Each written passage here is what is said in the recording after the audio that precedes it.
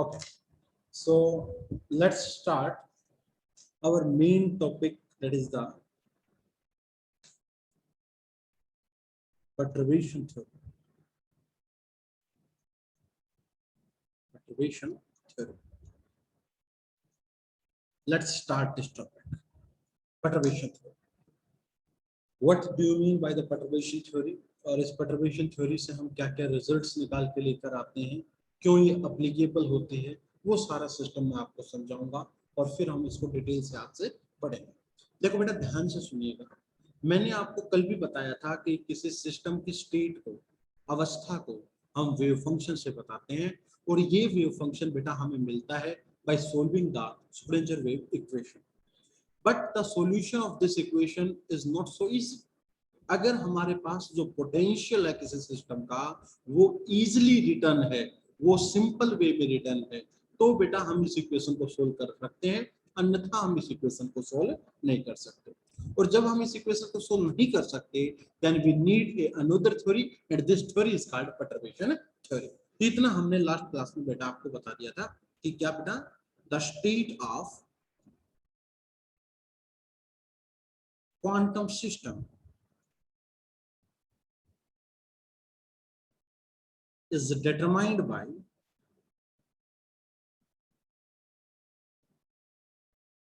wave function psi, and psi is calculated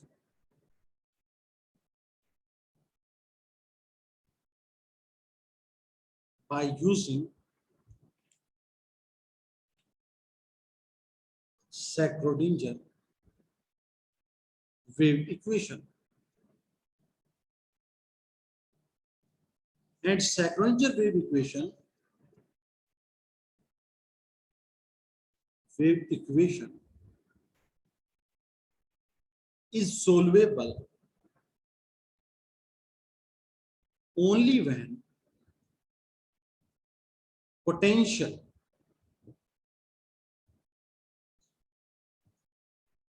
of the system is very simple,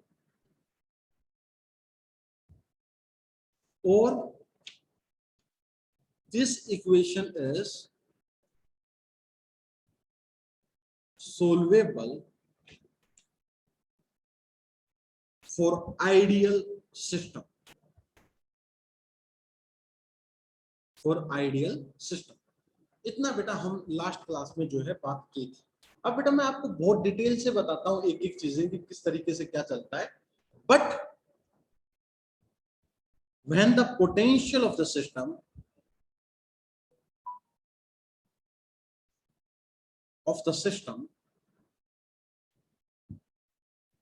is complex,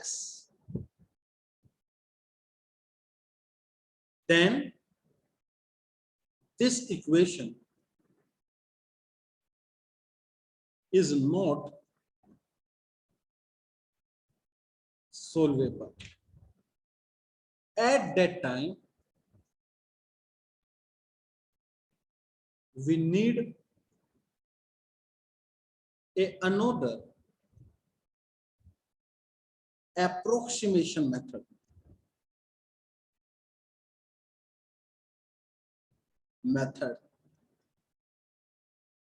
to find the wave function of system, of the system. This approximation method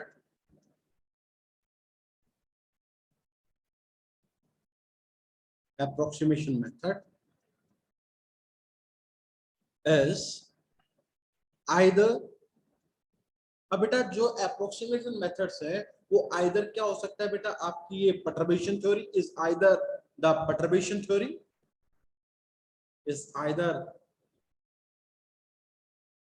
perturbation theory, either variational method,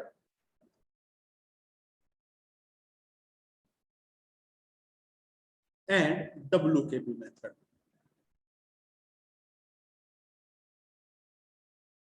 and W के B. तो बेटा आज से आप notebook के अंदर from the beginning बेटा यहाँ से स्टार्ट करोगे।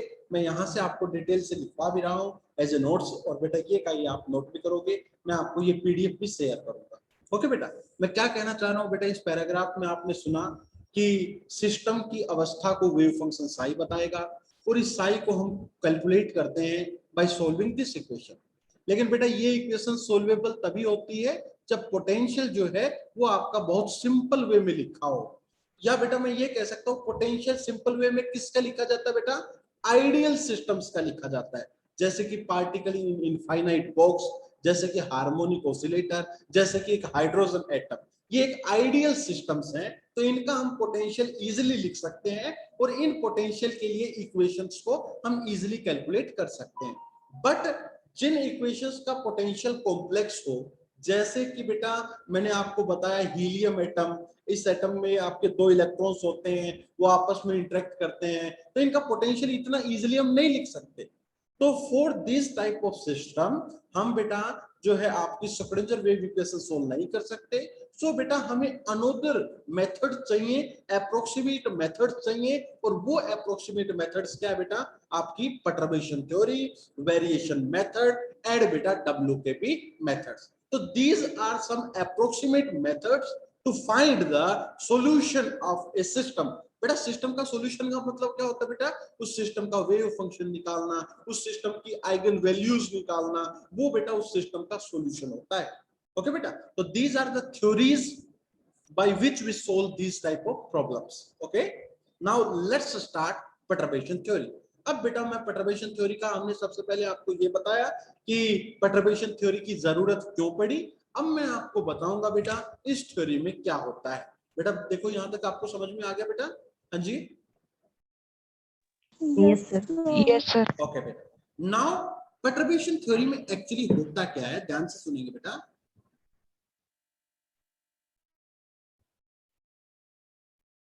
ये परटर्बेशन थ्योरी कब एप्लीकेबल होती है बेटा? ये परटर्बेशन थ्योरी उन्हीं सिस्टम्स के लिए एप्लीकेबल है जो आइडियल सिस्टम से स्लाइटली बेटा क्या है, डेविएट है। तो अब सबसे पहले तो बेटा मैं आपको लिखवाता हूं, this theory is applicable for those system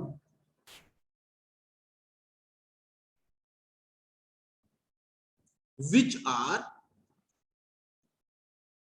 slightly deviated from ideal system। मतलब बेटा समझाओ मेरे को, मतलब ये हुआ बेटा, आइडियल सिस्टम क्या है, एग्जांपल सुनिएगा बेटा। आइडियल सिस्टम का मतलब पार्टिकल इन बॉक्स, ये है बेटा आइडियल सिस्टम। जो मान लो x is equal to 0 and this is x is equal to a, और ये इनफाइनाइट आपका बॉक्स है, बीच में पोटेंशियल 0 है, इधर पोटेंशियल इंफिनिटी है, इधर पोटेंशियल इंफिनिटी है। This system is ideal. Potential बेटा 0 कब है, जब x की वैल्यू आपकी 0 से a तक लाई करती है। पोटेंशियल इंफिनिटी कब है बेटा, जब x की वैल्यू 0 से छोटी है और a से बड़ी है। तो ये एक आइडियल सिस्टम है। इस सिस्टम का पोटेंशियल इजीली रिटर्न है बेटा, और इस सिस्टम के लिए मैं इक्वेशन को सोल्व करके भी लेके आता हूं, और आपने लास्ट सेमेस्टर में पढ़ा हम वेव फंक्शन भी बेटा इजीली जो है कैलकुलेट कर सकते हैं। इस सिस्टम के लिए बेटा आप इजीली इसका आप ऑपरेटर लिख सकते हो, जो आपका हैमिल्टोनियन ऑपरेटर होता है। हैमिल्टोनियन ऑपरेटर क्या होता है बेटा, टोटल एनर्जी का ऑपरेटर। वो क्या होती है बेटा, काइनेटिक एनर्जी का ऑपरेटर प्लस पोटेंशियल एनर्जी का ऑपरेटर। तो this is easily return, this is easily return. क्यों बेटा, because potential is very simple. Potential is either 0, जब आपका x की वैल्यू 0 से a में लाई कर रही है। तो ये एक आपका आइडियल सिस्टम हो गया। इस सिस्टम को हम आइडियल कह सकते हैं, क्योंकि आपकी यहाँ पर बेटा पोटेंशियल बहुत सिंपल है, आपकी easily Schrodinger wave equation solve करके सॉल्यूशन आ जाएंगे, और वो सॉल्यूशन आता भी है, आप उसका सॉल्यूशन ये निकालते भी हैं बेटा। बट अगर मैं ये कहूं कि मैं इस सिस्टम के अंदर कुछ डेविएशन कर देता हूं, डेविएशन मींस कुछ परटर्बेशन ऐड कर देता हूं। परटर्बेशन मतलब बेटा सपोज करो मैंने यहां पर एक ये परटर्बेशन ऐड कर दी, मैंने एक छोटा सा पोटेंशियल V नॉट ऐड कर दिया, एक परटर्बेशन पार्ट ऐड कर दिया इस सिस्टम में, मैंने कुछ ना कुछ मतलब उसको आइडियल से थोड़ा डेविएट कर दिया, आइडियल से थोड़ा अलग कर दिया बेटा। लेकिन ये जो डेविएशन है, जो V नोट का मैंने डेविएशन किया बेटा, ये स्लाइटली है, ये नहीं कि मैंने सिस्टम को पूरी तरीके से बदल दिया, मैंने सिस्टम में थोड़ा सा बदलाव किया है, सिस्टम को थोड़ा सा बदलाव किया है।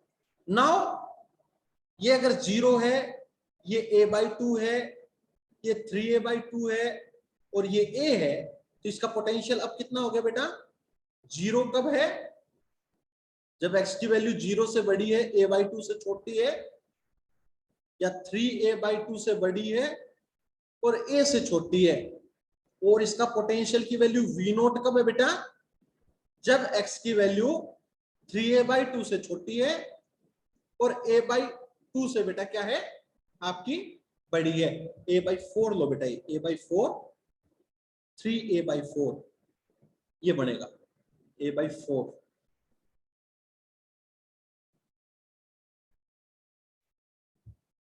और इंफिनिटी है कब बेटा?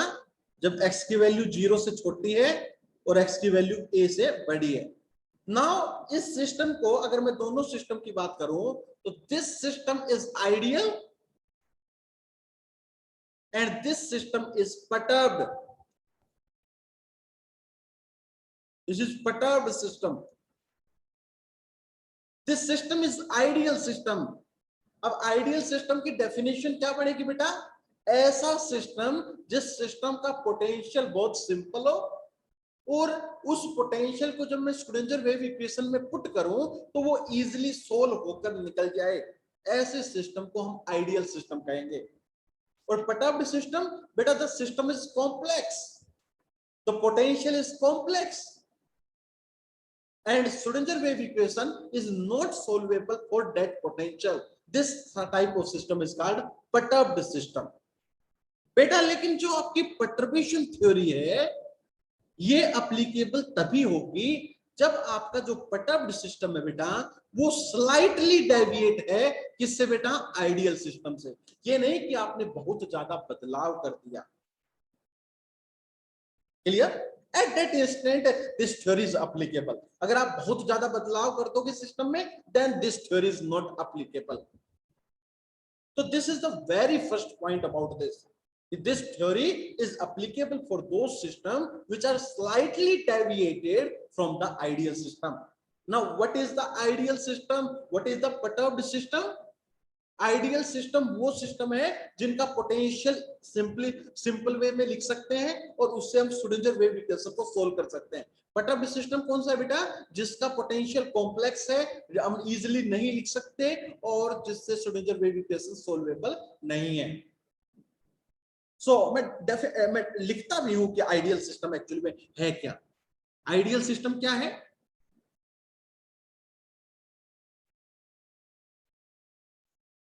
जो पोटेंशियल ऑफ द सिस्टम है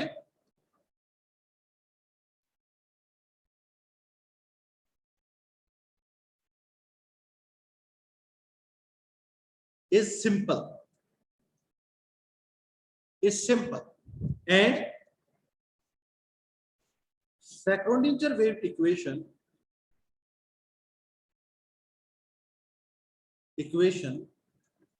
is easily solvable, वो easily solvable है। और we can say that हमें eigen value and eigen function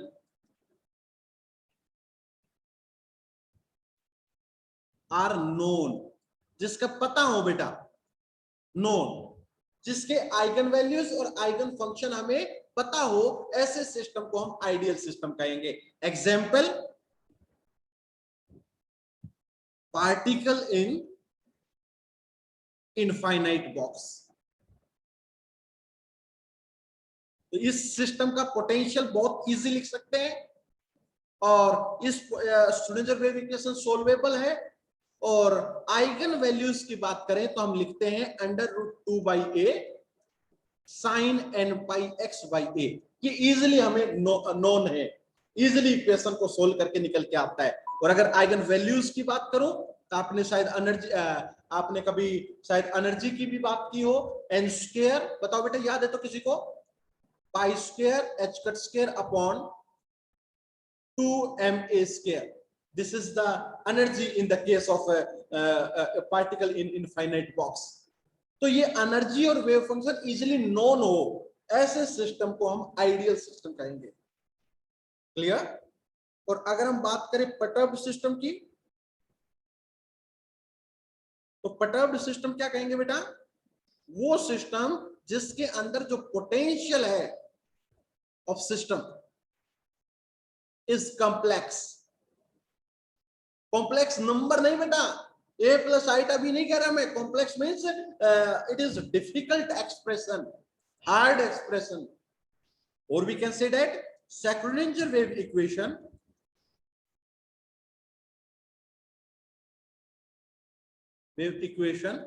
is not solvable,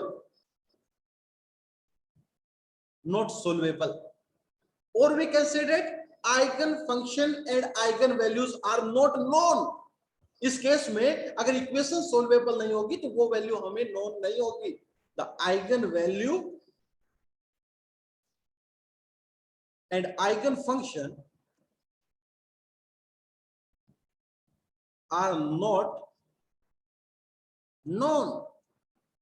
वो हमें पता नहीं होगी बेटा आइगन वैल्यूज और आइगन फंक्शन ऐसे फंक्शन की क्या है। अब पता नहीं है, इसीलिए तो बेटा हम निकालना चाहते हैं। तो ऐसे सिस्टम को निकालने के लिए we use the perturbation theory. तो आइडियल सिस्टम क्या होता है, मैं कभी भी बोलूंगा तो क्या होगा बेटा, इसका पोटेंशियल सिंपल होगा। पोटेंशियल सिंपल है तो श्रोडिंगर वेव इक्वेशन सोल्वेबल होगी। आइगन वैल्यू और आइगन फंक्शन इजीली हम उस इक्वेशन से निकाल के वो नोन रहेंगे। ऐसे सिस्टम को हम आइडियल सिस्टम कहते हैं। और अगर परटर्ब्ड सिस्टम की बात करूंगा तो पोटेंशियल थोड़ा सा कॉम्प्लेक्स सा है, इक्वेशन सोल्वेबल नहीं है, आइगन वैल्यू आइगन फंक्शन आपके पास नोन नहीं है, तो ऐसे सिस्टम को हम परटर्ब्ड सिस्टम कहेंगे।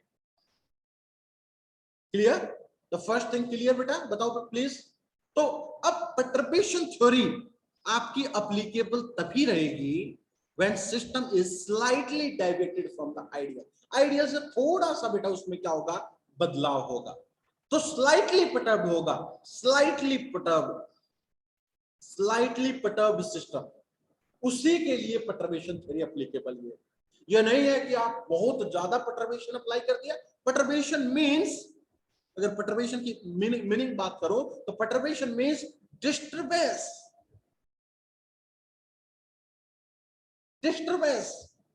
क्योस। डिस्टरबेंस का मतलब सिस्टम को आइडियल से बदल दिया। मैं एक आइडियल हूं, बैठा हूं, मैं आइडियल हूं, मेरे एक छोटा हल्का सा थप्पड़ मारा किसी ने, आई एम परटर्ब्ड, मैं परटर्ब्ड हो गया, मैं डेविएट हो गया, मैं डिस्ट्रीब्यूट हो गया। अब अगर कोई मेरा हल्का सा थप्पड़ मेरे को मारेगा, मेरे को हल्का सा डेविएट करेगा, तो बेटा मेरी स्टडी करने के लिए परटर्बेशन थ्योरी है।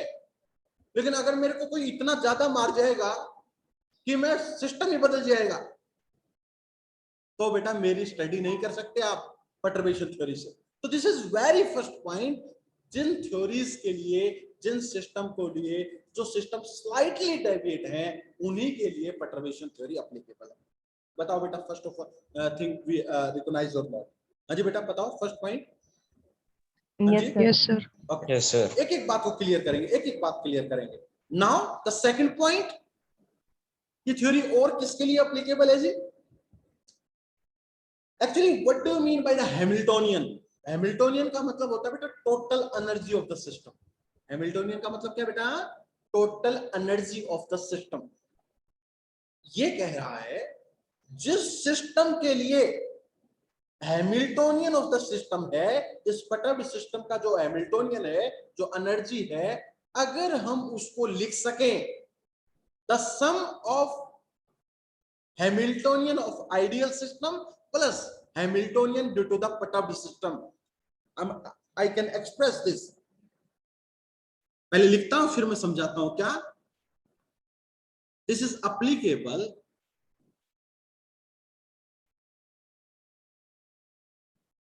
only when Hamiltonian का मतलब होता है बेटा total energy of perturbed system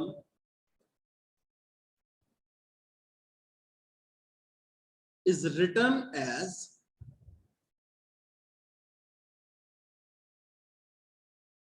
Hamiltonian of unperturbed system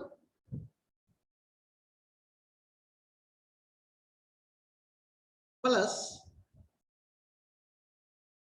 Hamiltonian due to perturbation. अर्थात अगर मेरे पास ये डेविएटेड सिस्टम है, ये सिस्टम डेविएटेड है बेटा, ये आइडियल सिस्टम नहीं है, मैंने कुछ इसमें डेविएशन डाल दी बेटा, ये पर्टर्बेशन डाल दी, तो इसका हैमिल्टोनियन सपोज करो आप H से डिनोट कर रहे हो, this is the Hamiltonian of this perturbed system जो पर्टर्ब हो चुका है. इसको अगर मैं लिख सकूं कैसे बेटा, Hamiltonian of the ideal system. Ideal क्या था बेटा, पार्टिकल इन बॉक्स, प्लस बेटा ये जो पर्टर्बेशन है छोटे से, ये पर्टर्बेशन इस तरीके से लिख सकूं. मतलब H को क्या लिख सकूं बेटा मैं, हैमिल्टोनियन ऑफ अनपर्टर्ब्ड सिस्टम, मतलब बेटा ideal system plus this type of perturbation that is the H dash. H dash क्या है बेटा, Hamiltonian due to the perturbation. H naught क्या है, Hamiltonian due to the ideal system unperturbed system.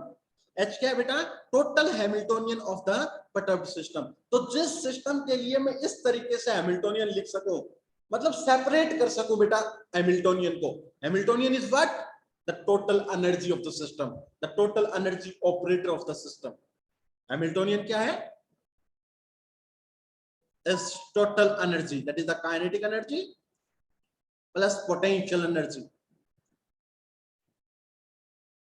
Okay, तो जिन systems के लिए जो system पर्टर्ब हो चुके हैं उन सिस्टम को मैं लिख सकूं बेटा कैसे, sum of unperturbed plus H dash, मतलब पर्टर्बेशन का कारण. मेरी बात समझे बेटा, इन सिस्टम्स के लिए ये थ्योरी एप्लीकेबल है जिन सिस्टम के हैमिल्टोनियन को मैं लिख सकूं H note plus H dash. Clear बेटा, हाँ जी बताओ प्लीज. नाउ अगर आपसे ये पूछा जाए कि H नोट क्या है, what is H note, this is the Hamiltonian of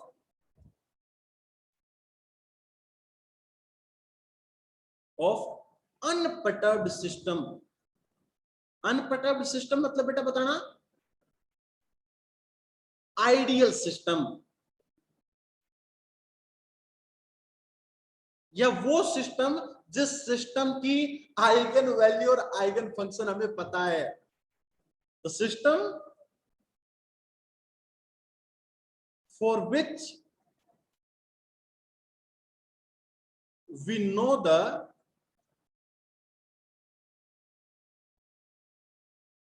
eigen value and eigen function. ऐसा सिस्टम जिस सिस्टम की आइगन वैल्यू और आइगन फंक्शन मुझे पता हो, वो आइडियल सिस्टम जो मैंने बताया था बेटा आपको. जिस इक्वेशन, आइडियल सिस्टम कौन सा होगा, जिसके लिए इक्वेशन सोल्वेबल होगी, तो बेटा उसके आइगन वैल्यू और आइगन फंक्शन आपको पता होगा नहीं, इसलिए मेरे बेटा. तो बेटा ऐसे सिस्टम के हैमिल्टोनियन को हम किससे डिनोट करेंगे बेटा, H नोट से. अर्थात H नोट पर अगर मैं साई n नोट लगाऊं तो मुझे क्या मिलता है बेटा, En note and Sai n note. अब पूछे कोई H नोट क्या है बेटा, तो H नोट तो हैमिल्टोनियन ऑफ अनपर्टर्ब्ड सिस्टम हो गया, आइडियल सिस्टम हो गया बेटा. साई n0 क्या है बेटा, बताना जल्दी से. Eigen function of nth state of ideal system. Ideal system की पहली स्टेट, दूसरी स्टेट, ऐसे बेटा nth जो स्टेट थी, कोई भी जर्नल स्टेट का जो वेव फंक्शन है वो है बेटा, वो आइडियल सिस्टम का बात कर रहा हूं मैं, आइडियल सिस्टम का। ये हमें नोन है, ये हम इजीली सोल्व कर सकते हैं बेटा। एंड En0 क्या है बेटा? Eigen value of nth state of ideal system. ये वो सिस्टम है जो क्या है बेटा? अनपर्टर्ब्ड है। अब हम क्या करेंगे बेटा? इसमें कुछ पर्टर्बेशन डालेंगे तो हमारा सिस्टम कैसा बन जाएगा बेटा? पर्टर्ब्ड सिस्टम बन जाएगा। और फिर हमें इस पर्टर्ब्ड सिस्टम की स्टडी करनी है, इस पर्टर्ब्ड सिस्टम का वेव फंक्शन और इस पर्टर्ब्ड सिस्टम की बेटा आइगन वैल्यूज निकालनी है। और वो कैसे निकालेंगे? Using this perturbation theory. तो ये कहता है कि this theory is applicable only when the Hamiltonian of the perturbed system can be written as the Hamiltonian of ideal system plus the Hamiltonian of due to the perturbation। ये postulate कहता है बेटा। Clear? हाँ जी बताओ please. Sir फिर से बताना, आवाज नहीं आ रही। क्या बताऊं फिर से? लास्ट में जो आपने बताई। ओके, फर्स्ट थिंग इज, क्या बताया बेटा मैंने? फर्स्ट बात बताओ, परटर्बेशन थ्योरी कब एप्लीकेबल होगी बेटा? When the system is slightly deviate from ideal, ideal से थोड़ा सा डेविएट। फिर मैंने आपको बताया आइडियल सिस्टम क्या होता है और आपका परटर्ब्ड सिस्टम क्या होता है। परटर्ब्ड सिस्टम मतलब बेटा ऐसा सिस्टम जिस सिस्टम के लिए श्रोडिंगर वेव इक्वेशन को हम सोल्व ना कर पाते हो, मतलब आइगन वैल्यू और आइगन फंक्शन हमें ना पता हो, हम इजीली नहीं पता लगा पा रहे। आइडियल सिस्टम बेटा जिनके आइगन वैल्यूज और आइगन फंक्शन हमें पता हो, हम इजीली निकाल सकें श्रोडिंगर वेव इक्वेशन को सोल्व करके। फिर मैंने बताया ये तभी एप्लीकेबल है जब हम total Hamiltonian of the system को क्या लिख सकेंगे? Hamiltonian ideal system plus Hamiltonian due to the perturbation. Only at that condition this theory is applicable. फिर मैंने आपको H नोट के बारे में बताया कि H nought is the Hamiltonian of the unperturbed system, और we consider the ideal system, और वी कंसीडर जिस सिस्टम की आइगन वैल्यू और आइगन फंक्शन हमें पता हो। तो बेटा आइगन वैल्यू इक्वेशन क्या बढ़ेगी बेटा? ऑपरेटर को किसी वेव फंक्शन पे लगाते हैं तो क्या बनता है बेटा? Eigen value and then this wave eigen function. तो psi n0 is the eigen function of nth state. This is the notation। नीचे n रिप्रेजेंट कर रहा है, क्या रिप्रेजेंट कर रहा है बेटा? nth state। अभी 1 हो तो फर्स्ट स्टेट, 2 हो तो सेकंड स्टेट, और ऊपर जो नोट है 0 वो किस चीज को रिप्रेजेंट कर रहा है? कि द सिस्टम इज आइडियल। और अगर मैं बात करूं टोटल सिस्टम के बारे में, परटर्ब्ड सिस्टम के बारे में, तो उसका हैमिल्टोनियन बेटा क्या है? H है। H is the Hamiltonian of the perturbed system. और पूरे परटर्ब्ड सिस्टम का आइगन फंक्शन psi n है और आइगन वैल्यू En है। मतलब must be hold this equation, but this equation is not solvable. तो to solve this equation we build up a theory, and this theory is called perturbation theory. And the third one, ये जो H dash है वो आपका बहुत छोटा होना चाहिए। किससे मेरे बेटा? H नोट से छोटा होना चाहिए। Only at that condition we apply the perturbation theory. Clear बेटा? यहां तक चीजें समझ में आ रही हैं आपको? हाँ जी, बहुत डिटेल के साथ चलना है। अब देखिएगा प्लीज। अब बेटा perturbation theory is further divide into 2 type. Now type of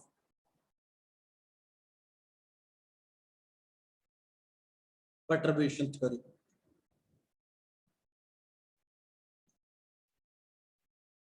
अगर बेटा जो ये H डैश है, जो परटर्बेशन है, ये अगर आपका जो है टाइम का फंक्शन नहीं है, मतलब इसमें टाइम इन्वॉल्व नहीं हो रहा। For example H not is a constant V not, H not is से V not sin x, H not is से V नॉट cos x, मतलब जिसमें टाइम इन्वॉल्व नहीं हो रहा, ओनली पोजीशन इन्वॉल्व हो रही है, then this perturbation theory is called time independent perturbation theory। पर टाइम इंडिपेंडेंट परटर्बेशन थ्योरी कब बनी बेटा? जो परटर्बेशन है सिस्टम के अंदर, जो डेविएशन है सिस्टम के अंदर, वो आपका टाइम का फंक्शन नहीं है। लेकिन अगर ये जो एच डैश है ये टाइम का फंक्शन हो गया, say H dash is v nought into t, say H dash is v nought cos omega t, say H dash v nought sine omega t. At that condition, this perturbation theory is called time dependent perturbation theory। Means when the perturbation जो part है, perturbation जो part h dash, वो अगर time का function नहीं है तो the theory is called time independent perturbation theory। And when this is a function of the time, then this theory is called time dependent perturbation theory। जो आपकी पूरी जो यूनिट नंबर जो सेकंड है वो इसी चीज पर चलेगी, टाइम डिपेंडेंट परटर्बेशन थ्योरी पर चलेगी। अभी हम चर्चा करते हैं टाइम इंडिपेंडेंट परटर्बेशन थ्योरी। मतलब हमारी जो बेटा जो परटर्बेशन है इज टाइम इंडिपेंडेंट, उस पे समय का कोई प्रभाव नहीं है। ऐसी थ्योरी को हम टाइम इंडिपेंडेंट परटर्बेशन थ्योरी कहते हैं। बेटा कैन आई मूव? आगे चलो बेटा, बताओ please. Yes, sir. Yes, sir. So now time independent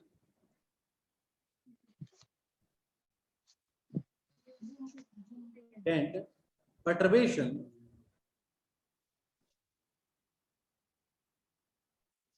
theory। ये थ्योरी कौन सी है? When the perturbation part is time independent, when the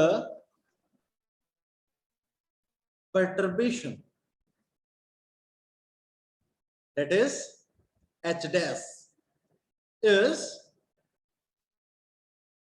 function of time, then perturbation theory is called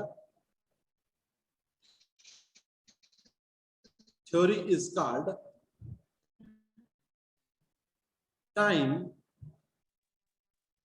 is not a function of time, है ना?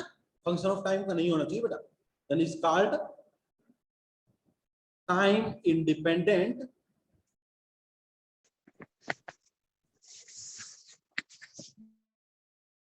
perturbation theory। then this theory is said to be time independent perturbation theory। जब आपका जो perturbed part है बेटा ये समय का फंक्शन ना हो। Clear? now again we have two cases।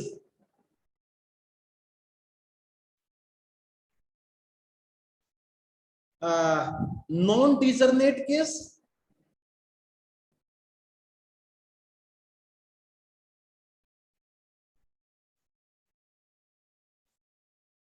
and discernate case।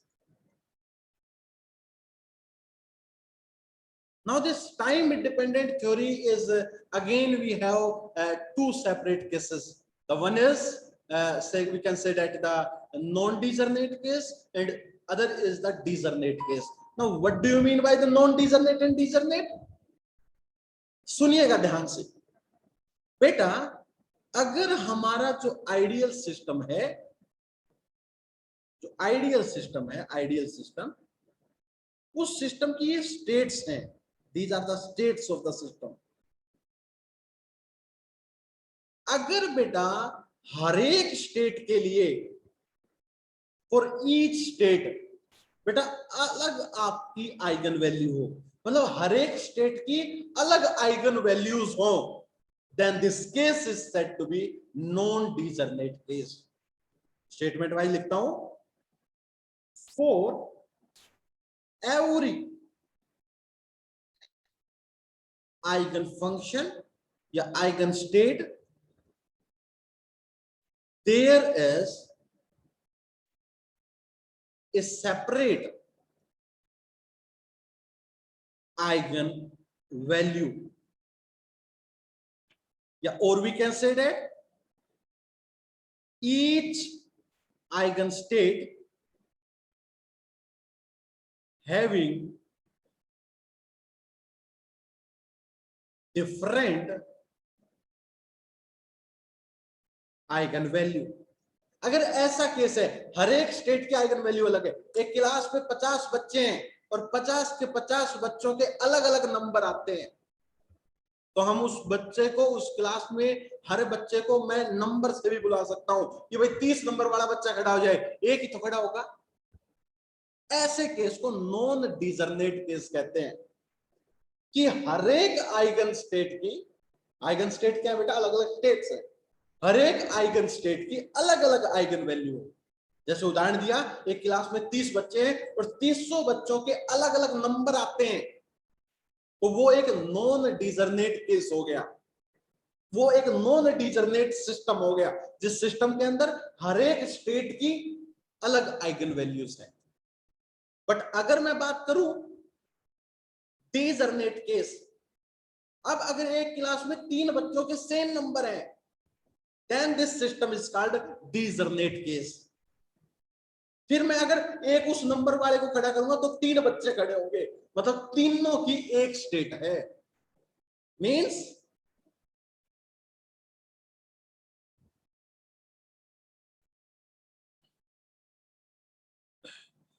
One eigen value, या लिखते, या ऐसे लिखो, more than one eigen states having same eigenvalue, then the system is called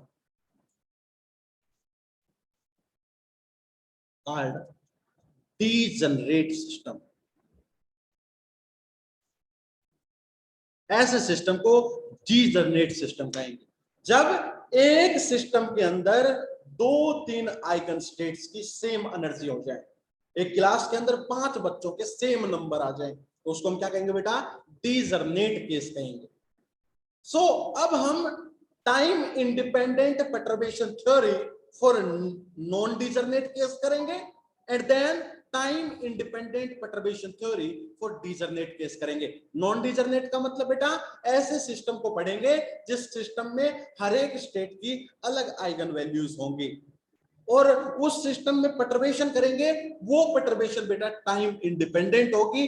वो केस हम स्टडी करेंगे, time independent perturbation theory in case of non degenerate case. बताओ बेटा, क्लियर हुआ? थिंग्स आर क्लियर और not? Please Yes, sir. Please बेटा अपना roll number chat box में लिख दें. प्लीज अपना रोल नंबर